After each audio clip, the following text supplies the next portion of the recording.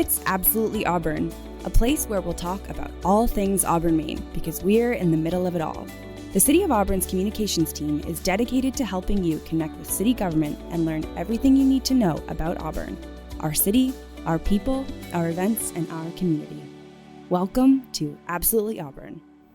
On this episode of Absolutely Auburn, we are talking about Manufacturing Month in Maine and how the City of Auburn was a driving force behind this statewide effort. Back to Absolutely Auburn. I'm your host, Jenn Boenig, and joining me today in the studio are Brenchick, Auburn's Economic Development Director, Jim Fay, President of Maine MEP, which is the state's Manufacturing Extension Partnership, and John Lewis, Executive Director of MAME, which is the Manufacturers Association of Maine. Welcome, everyone. Thank you. Thanks for having us. Lots of acronyms and J's. It dawned on me earlier. I was like, Jen, Jay, Jim, John. Yeah. Four J's. It's the J show. Yeah. So we're all here today because October is Manufacturing Month in Maine, and the statewide effort raises awareness about the state's manufacturing sector. I'm pleased to say that the City of Auburn has really helped lead the way on this initiative, partnering with the Manufacturers Association of Maine and Maine MEP to hold events at manufacturing sites in Auburn and across the state. I think when Jim and I were talking earlier, there are 20 different events. Over 20, I think we've got on the over website. 20. Yeah, which is incredible. And possibly at least one or two more to be added. Awesome. Yeah. So we definitely will want to make sure we keep up looking at the website for any other things that might get added. So, Jay, how did the City of Auburn become a partner in this statewide event and statewide effort, and why is it so important for our city to be involved in this? Sure. It's a little bit of a long answer, but I'm going to shorten it up. We have a manufacturing group in Auburn that we meet with once a month, and they talk to me about what their challenges are, things the city can do to help them. And one of the things they wanted to do was create awareness around manufacturing so it would help them with finding employees and make sure our elected officials knew about them. And then year before last, Jim and I went to high school together, sent me a text and said, hey, why don't you come with me on a tour of Thomas Mosier? It's part of our Manufacturing Month efforts. And so when I went on the tour, it was Jim and it was the former director of MAME.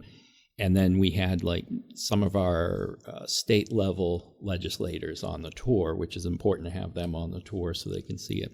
So after the tour, Jim and I started talking and I said, what if we really made this a big event, like a statewide thing, where we're trying to actually make the citizens aware of the manufacturing sector? And I've seen some things done other places, and he liked the idea. MAME loved the idea. So last year was a bit of a pilot effort where we did about 6 events in Auburn. There were a few others outside of Auburn, but we did tours every week in the month of October of our manufacturing facilities. And then it culminated with an appreciation event at Central Maine Community College. That garnered so much interest and people loved it, not just locally, but MAME's membership and others, that this year we decided to make it much bigger. And this year, really doing most of the work really is MEP and MAME. And the end result is events as far down south as Kittery, Portsmouth, all the way up into Androscoggin County, and it includes even an Oktoberfest. Oh, Oktoberfest. Well, that sounds fun. I would just add to that, if I may. We even have a couple paper mills for even further north. So even in I believe Franklin County. Yeah. And I'm not sure which county. I'm going to get a failing grade for my geography. Maine geography here. But Aroostook County. I think we've got a tour up near Holton in a paper mill. I can't remember what the name of the. Yeah, so really, I feel like you cover the state if you say Kittery to Aroostook County, because everything in between. Yeah. But And you can find a list of all of those events, and you can register for those events. It is free to attend, but I know you usually like to get a head count because in some of these facilities, for example, you might need to don safety glasses or hairnets. I'm trying to think of some of the other things. Closed-toed shoes are the big one. Closed-toed shoes, yes. Yeah, that's important on a manufacturing floor. Typically, you want to have closed-toed shoes. We also have some manufacturers that are defense manufacturers, defense contractors, so they may have NDA requirements. Oh. So you have to be age 18 to be able to sign an NDA. Okay.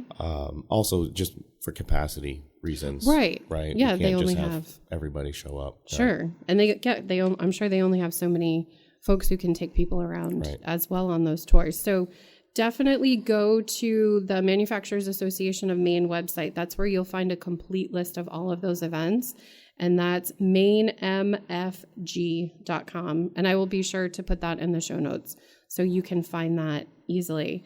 And I have to say, I am the daughter of parents who worked in manufacturing. My mother worked in the textile mills in Lewiston, and my father worked for nearly 50 years at Pan Am. I still call it Pioneer Plastics because that's what it was back in the day. Yeah. I know it's had a few iterations, but manufacturing is a huge employer here in the state and also in Auburn because, Jay, Auburn is home to nearly 3,000 manufacturing jobs. And so what we did is we used Esri to measure, and we looked up and down I-95 to find, where the largest concentration of manufacturers were within a few minutes drive of an exit without street stoplights and all of that in between, and we found Auburn had the most. So that number does include some manufacturers in Lewiston, others in Poland, and all of that, but they're all within minutes of exit 75, and that's why we're known as the manufacturing hub. Yeah, 49 manufacturing businesses, because on goauburn.me, which is kind of the economic development hub for the city of Auburn, all of that information lives there. Right there. Yep. And yeah, I didn't even realize that. And I work here and live nearby. So it's a little embarrassing. But John, can you share a little more about the state's manufacturing industry kind of overall and how things have changed over the years? How far back do we want to go over the years? I'm not that old. I'm 47, but and as a matter of fact, I worked at Pioneer Plastics for a summer. Oh, did you? Yeah, I did too. I grew up in Hebron, so I wasn't far from here. But as a summer job during college, I worked at Pioneer Plastics. So it's still Pioneer to me. Yep. So a couple things I think people should know. In the state of Maine, we have roughly 1,900 manufacturers across the state. 1,700 of those manufacturers employ 20 or less people. Oh, wow. So we skew very small in the state of Maine. So it's, I think, kind of proves the point or the case for why Manufacturers Association of Maine and Maine MEP exists, right? Is to be that voice, be that advocate, and be that resource for these small businesses in the state of Maine. Manufacturing actually used to be really a much larger employer or larger industry in the state of Maine and across the country, right, than it is today. Mm-hmm. And then something changed, something happened, right? There, we started offshoring things, but in addition to that, we also viewed manufacturing or the skilled trades differently. Mm-hmm. And so then the message became go to college, right? And so what happened was less people were coming into the industry, and our businesses, even again small businesses, just losing one person is a big impact on the entire organization, right? And so Manufacturing Month, if you will, is an effort to bring back, right, raise that awareness again of manufacturing and opportunities in manufacturing. We can talk a little bit more about that effort later, but in recent years, and in recent decades, the industry has evolved because of technology. Yes. Right. And Jim can speak to this as well, but there's these different I don't know what you call them, categories or classifications like Industry 3.0, 4.0, 5.0. 3.0 means, getting into automation and getting machines to do some of the work. State of Maine, we're not there yet as an industry. We're getting there, but there's some barriers, right? Cost being one of them. And so what people should also understand is that just because a machine, a manufacturer decides to automate or bring in a machine or a robot or what have you, they're not laying anybody off, right? People's jobs are shifting. Technology is forcing that. The other thing too is with our effort to try to bring more younger people into the industry, they want that fancy high-tech type of job, something that's exciting and innovative and whatever. So, we're out there trying to help companies and bring those resources so that they can evolve eventually, right? But we also have to understand the reality is, not everybody is there yet. Now we have AI, right? Yes. Now AI is not new. It was machine learning back then, right? But AI is changing the way we do things and how machines communicate, how people communicate with the machines, and robots and now cobots and all of that. So it's a really interesting and fascinating time for somebody who's really looking to get into an innovative industry. But in the end, we're making things, we're building things, and these are things that go out into the world. They don't just stay in Maine. And so again, going back to the manufacturing month, it's about raising all that awareness. Well, and I had attended a conference recently, and of course AI is a very hot topic because, like you said, it's everywhere. And the message was clear, though. AI is only as good as the information the humans feed it. So it still needs that human connection. And so to your point, while there might be some automation, that doesn't mean that people are necessarily getting laid off, because you still need the people, the humans, with those minds to be able to feed that kind of intelligence to the machines to make things easier. Hopefully it's easier, it's better, it's more efficient, it's saving time. So change is inevitable. And Jim, every industry has to change to adapt and survive. So how does MEP work with manufacturers to get them to make those changes and kind of take them to that next level or next step? Yeah, that's a good question, and it's not a one-size-fits-all. So as John mentioned, we've got 1,900 manufacturers, the majority of which are small to medium-sized manufacturers. And what we do is we meet them wherever they are on their journey. We have such a wide array of different business sectors, product types, different people that are in these businesses. And the one thing that I think that we try to do is to develop a relationship with the people that are in the business, because everybody's got different challenges. Everybody's on a different stage of their growth cycle. And what we try to do is build that relationship so that we get to know the people who are running the companies here in Maine, running the manufacturers, so that we understand, what do they want to do? What's their goal for their business? What are the current challenges that they're trying to overcome? And frankly, what's keeping them up at night? What are the things that are stressing them out and causing them to kind of pull their hair out to say, how do I get to this next level? So the one thing I think that we really try to do is to build a relationship of trust. And it's not just working with Maine MEP, it's bringing in people like John and the Manufacturers Association, bringing Jay in from the City of Auburn. And if we happen to be working in an area where we are not the expert, we have so many business service providers and third parties that provide tremendous service here in Maine. And we're all about working together and collaborating and making sure that we get the right service in at the right time. And if we can't provide it ourselves, we don't care. We're going to get the manufacturer the service that they need. And, John has an office down the hall from me. I don't have a problem calling John to say, hey, do you know somebody in cybersecurity that we can use to help out, client so-and-so here in Auburn?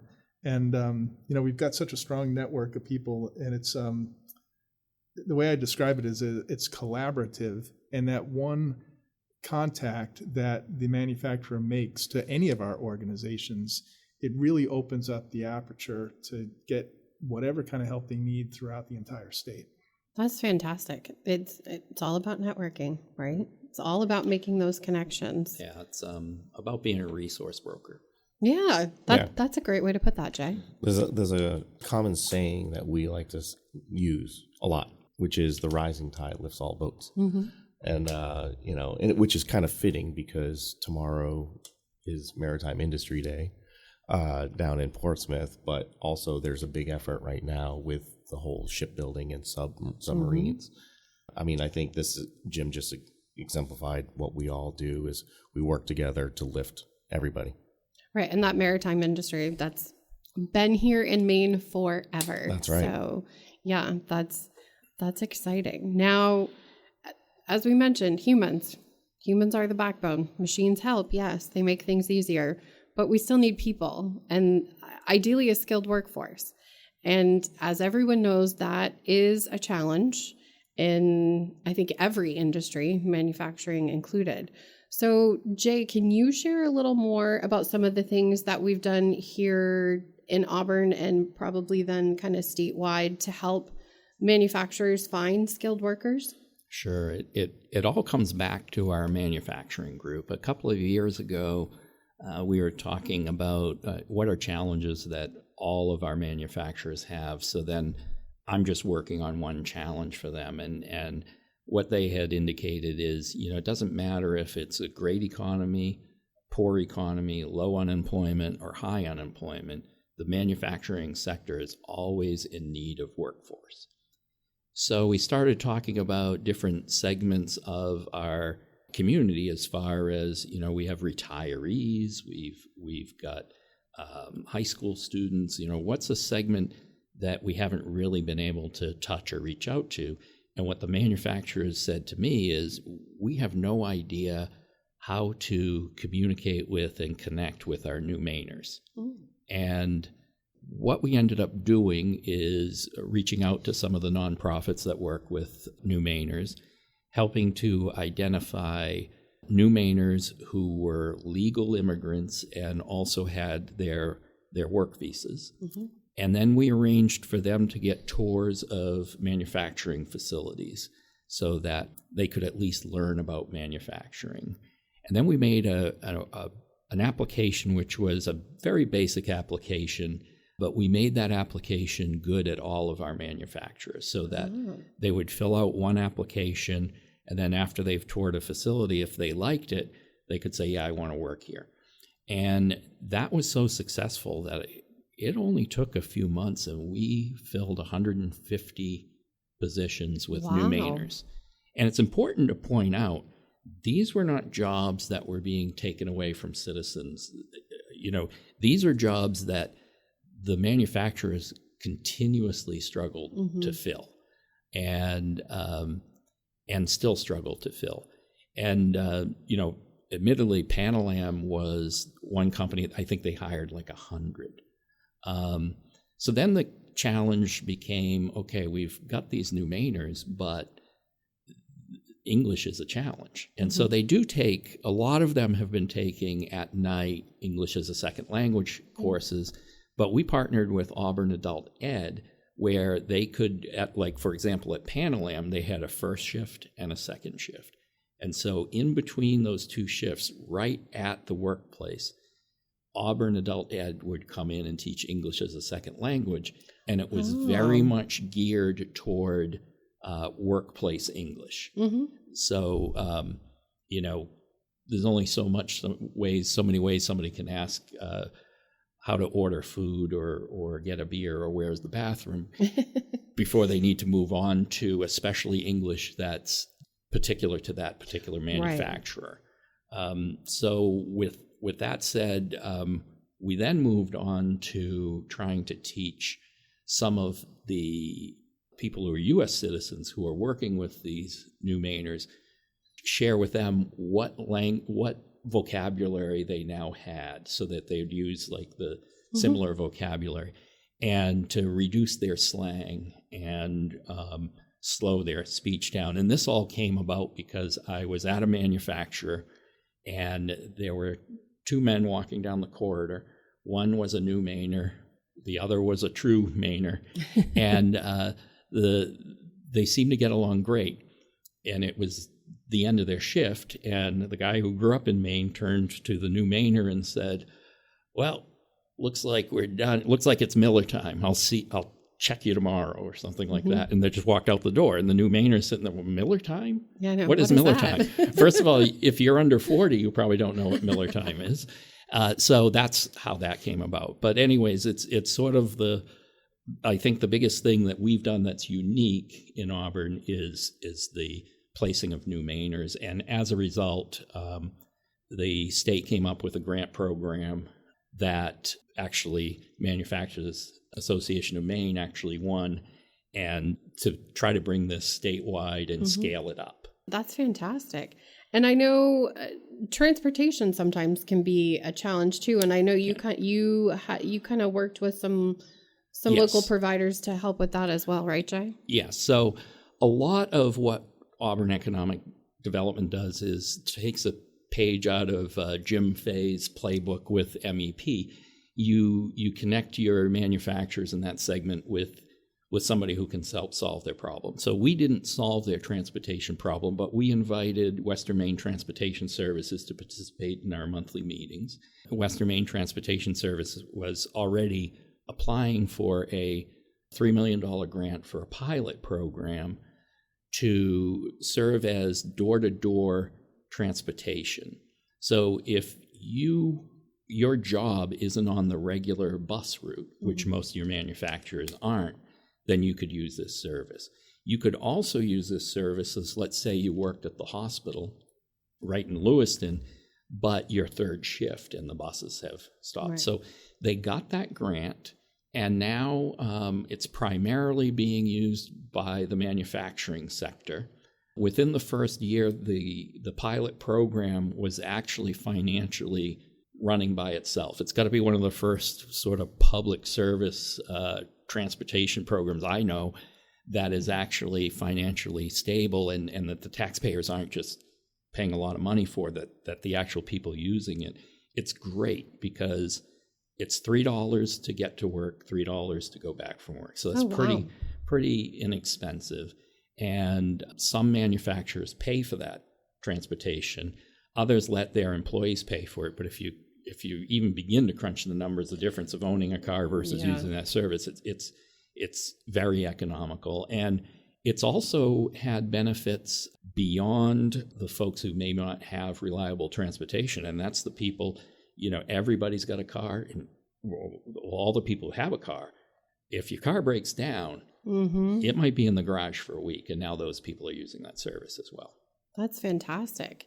Now, John, you had mentioned earlier getting younger people excited and involved in the manufacturing industry. And when I was looking at some of the various tours that were coming up, I noticed that it said student tours were available at some of the locations this month. Can you talk a little bit more about, is that high school? Is it college? Is it both? Can you give us a little more information on that? Yeah, so that's actually something that was set up between Jay and Brian. Brian was with the Lewiston Chamber, right? Brian is with the City of Lewiston Economic Development. Oh, Economic Development, sorry. Oh, okay. Yeah. Sorry.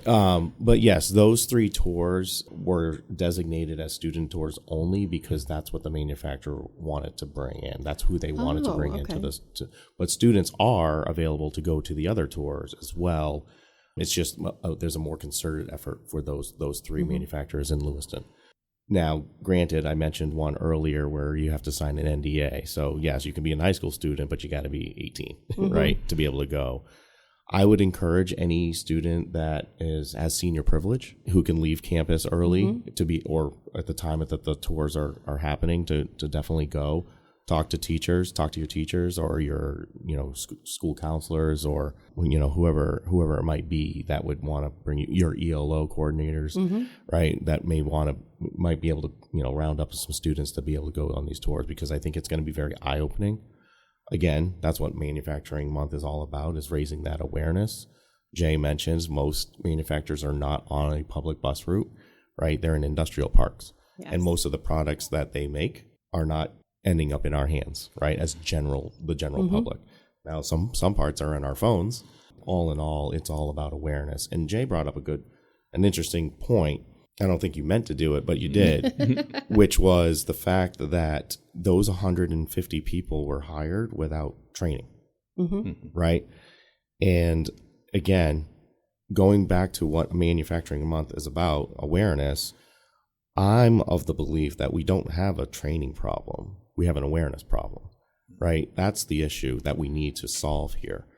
And once people become aware of these opportunities, they'll become interested. Once they become interested, then they'll pursue the training to get the skills if that's necessary. But I think we've been doing it as a society, as a country, as government spending backwards. Or not necessarily backward, but the cart before the horse. Yeah. And so, while there's a huge effort this month, it's not going to stop this month, right? At the end of this month. With that, though, we're really excited for where we are today, because last year I think we might have had 4 tours total, and now we're over 20 tours and events, and it's just going to get bigger from there. And so it's an exciting time to be in manufacturing, or at least an advocate for manufacturing. Yes. Yeah. And even though this is my question, but when it comes to students, already in Auburn, we do tours with our students. It's just not during Manufacturing Month. They're traditionally in the spring. And every year we learn something new that we do. We're only in our second year as a group here working on this together. But my prediction is, come next year, there'll be even a greater effort to bring in the schools. The challenges with the schools, we began planning this for October back in July. The schools actually need to be brought into the loop in like March, April, right? Because they've got a schedule for the fall. So we're very glad that it's really Brian Doyle with Lewiston Economic Development who picked up that torch to make sure we had some during this Manufacturing Month. But because of his leadership on that, we're definitely going to be doing, I'm sure we'll be doing more next year. Well, and I think it's important because, and John, you kind of alluded to this earlier, I think when people hear the word manufacturing, it still has a negative connotation. You think dirty factories, hard physical labor, not great working conditions. And that's not an accurate description at all of the industry anymore. Technology has changed a lot. And again, just things change and evolve over time. And there had been a push for that college and maybe less skilled labor. And I think we need a balance of all things. So Jim, as you work with manufacturers across the state, how would you, if you had to describe the manufacturing industry today, how would you describe that? It's changed so much in the last few decades that I've been working in manufacturing. It's really remarkable. I understand what you're talking about, that manufacturing has this stigma about it because even my generation and probably generations younger than me know somebody who has worked in manufacturing that ended up with some kind of a life-altering injury. Maybe they injured their back and they can't do the things that they did when they were 20 years old. And it's something that they live with. So for years, we've heard from parents and grandparents, don't work in manufacturing because it's not safe, it's dirty. The list of things go on as to why you shouldn't work there. But things are changing so rapidly, and they have really changed rapidly in the last few decades. And we're at a point now where what we're seeing with advanced manufacturing techniques and technology, automation with robots and cobots and things like that, that manufacturing is totally different than it was when grandma and grandpa worked in a factory. We have jobs that have changed. And, John talked about that a little bit earlier today, where, as an example, if you had somebody that was working in a plant where they had a manufacturing cell where they're doing packaging, they may be exposed to repetitive injury because of doing the same thing or doing heavy lifting over and over again for an 8-hour shift. And yeah, those things could lead to permanent injuries. But what we're seeing now is that we're seeing where the manufacturers are embracing the technology to say, okay, I can put a robot at the station, which is not to replace the employee that was doing the work. It's to keep the employee safe and not have that employee get that injury. And a lot of times what would happen is that people would enter those types of jobs and there'd typically be a lot of turnover. Mm-hmm. After a week or two on the job, people would say, I can't do this forever. And then they'd tag out and go someplace else and find, something down the road. So we're starting to see where employees are recognizing the fact that employers are working hard to keep them safe and to have work environments that are conducive to work-life balance and keeping people engaged. Right here in Maine, a lot here in the Auburn area, but also beyond that, we've got things like precision machining, automation, AI, you name it. There's a lot of different things that are happening all in manufacturing. The change is bringing safe work environments. The factories today look nothing like the factories of the past. Hard labor is replaced with a requirement for a different skill set. How do you maintain those robots and cobots? How do you set up programs to be able to run different parts of your facility? How do you utilize AI to help make the job easier and keep that human component, but have the AI agent do some of the work for you?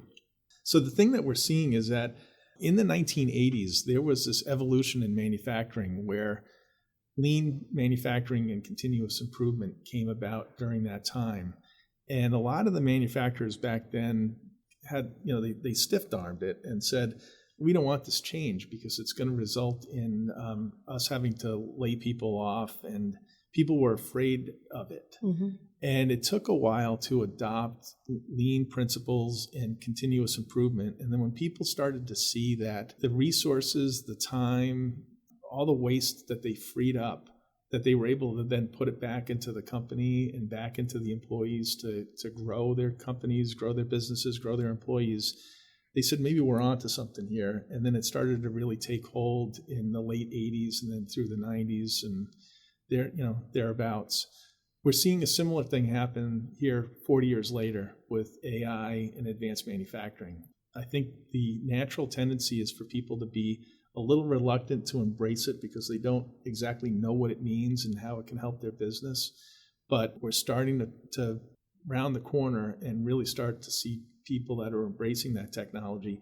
And with it comes a whole different set of skills, a different workforce, a different energy that comes into manufacturing. And as John was saying, the more people we can get to see these companies and the technology and what we're doing right here in Maine, the more people are going to get excited about joining the crew wherever they happen to go. Mm-hmm. So, John and Jay, I'll ask you a similar question. When you hear the word manufacturing, what's the first thing that comes to your mind? I would say pride.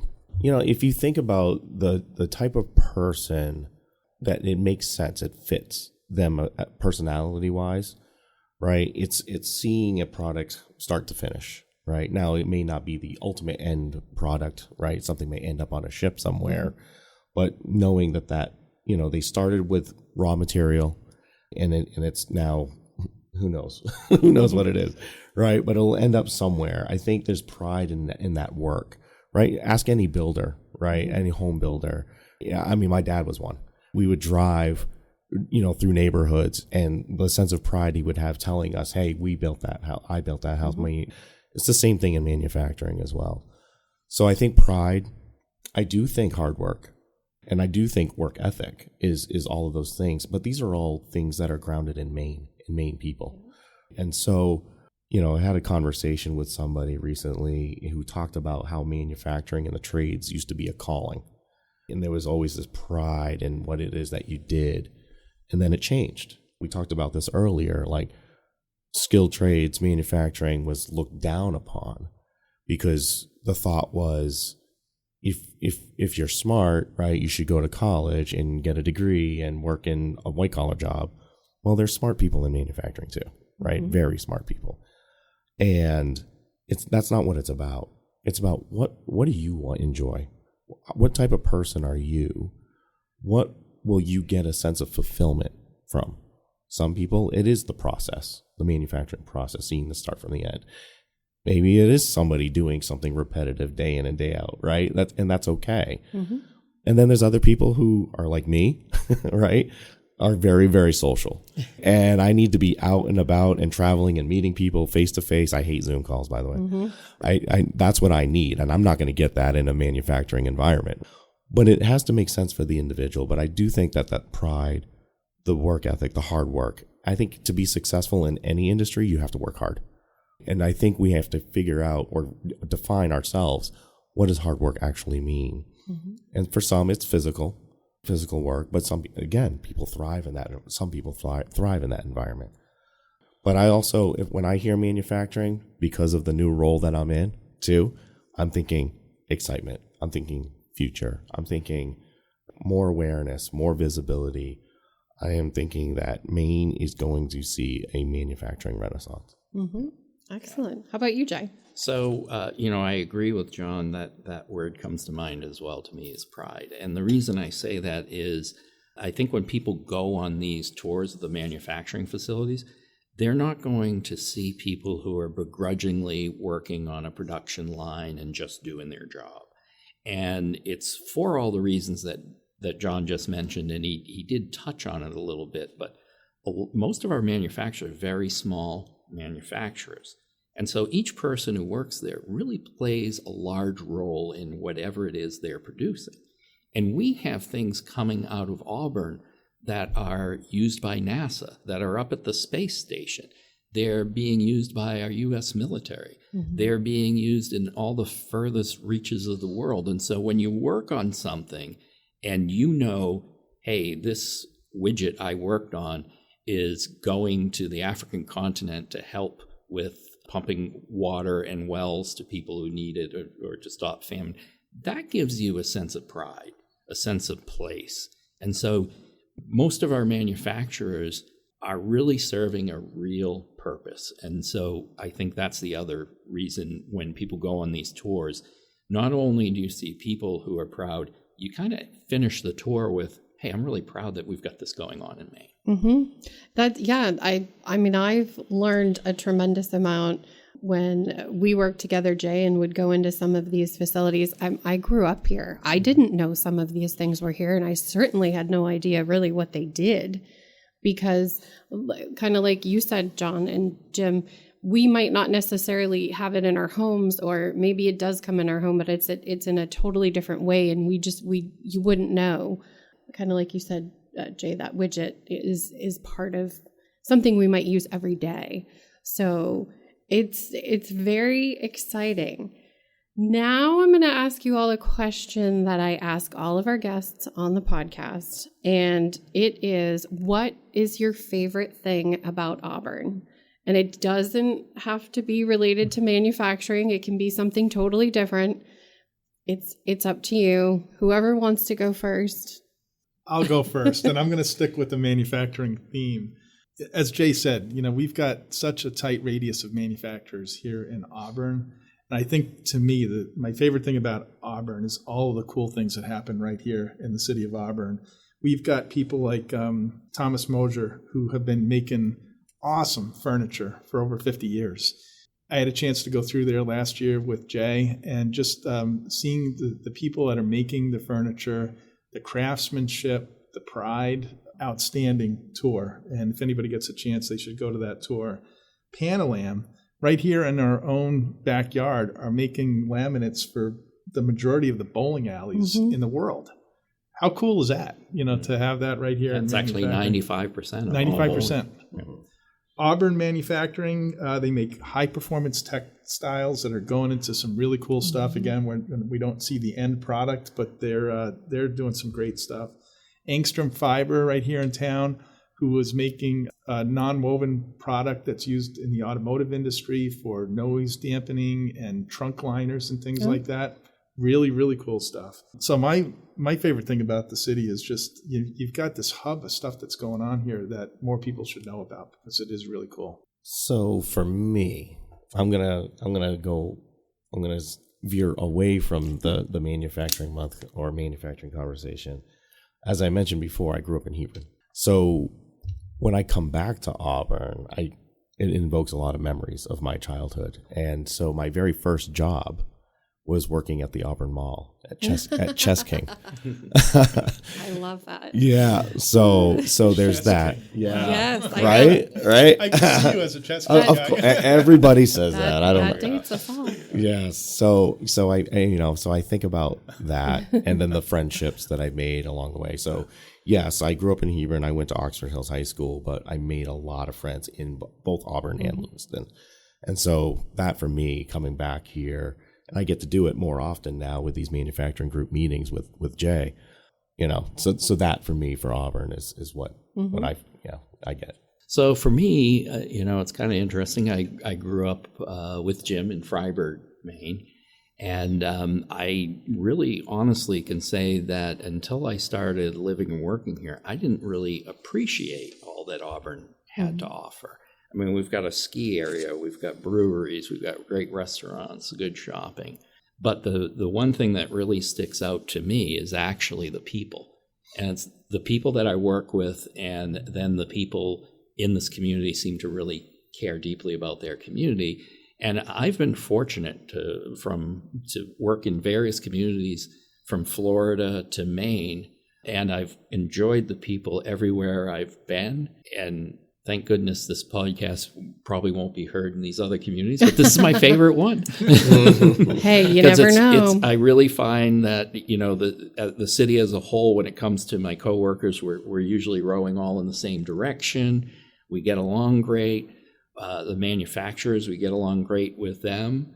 The city government has a lot of support from the citizens. Sometimes there's concerns over different things, but we work them out. Very, very true. So statewide events all this month throughout October, fascinating tours of different places. And Jim, you actually mentioned quite a few: Thomas Mosier, Future Guard, Pan-Am, Jenn, Strainwright, Angstrom Fiber. All of those are right here. They're right here, people, right here in your own backyard. So definitely take a look at MAME's website to see the complete list of tours. You may miss one or two by the time this episode is out, but there is you can travel the whole state and learn a lot about manufacturing and what does that look like now in this day and age. So thank you, Jim, John, Jay, for joining me and helping raise awareness about Manufacturing Month. Jen, thanks for having us. Yeah, thank you very thank much. you. Appreciate it. Thanks for joining us on Absolutely Auburn. You can find all things Auburn, Maine at auburnmaine.gov and goauburn.me. You can also listen to us anytime, anywhere you get your podcasts, including Apple and Google Podcasts, Spotify, Amazon Music, and iHeartRadio, just to name a few. The City of Auburn's communications team wants to remind you that Absolutely Auburn is the only official podcast for the City of Auburn, Maine.